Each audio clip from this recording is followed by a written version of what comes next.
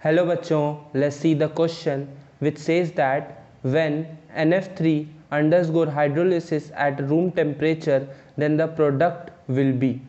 हमसे ये पूछा है कि NF3 का हाइड्रोलिसिस पे क्या प्रोडक्ट होगा। तो इस क्वेश्चन को सॉल्व करने के लिए जो हमारा यहाँ पे की कॉन्सेप्ट लगेगा वो ये लगेगा कि हमें की concept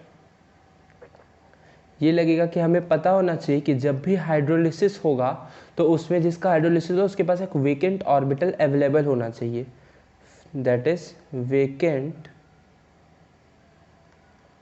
orbital must be available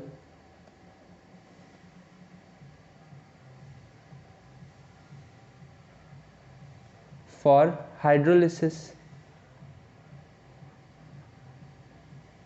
ऐसा क्यों होता है? ताकि वाटर के पास, हम वाटर का स्ट्रक्चर जानते हैं कि वाटर H और एक दो लोन पेयर होता है।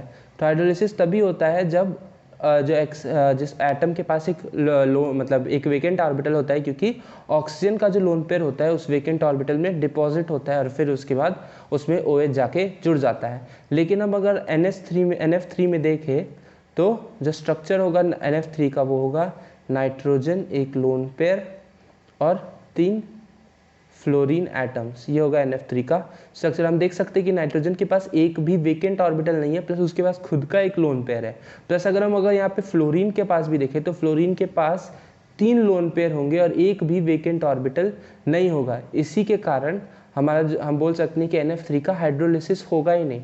NF3 will not hydrolyse.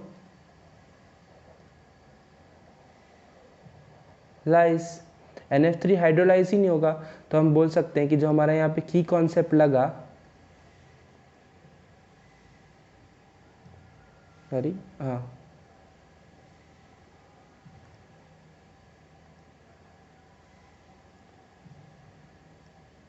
जो हमारे यहाँ पे की कॉन्सेप्ट लगा वो ये लगा कि वेकेंट ऑर्बिटल्स जो होते हैं उनके पास जो वेकेंट ऑर्बिटल होना ही चाहिए हाइड्रोलिसिस के लिए, हमारा की कॉन्सेप्ट लगा। तो अगर हम ऑप्शंस देखें तो हमारा यहाँ पे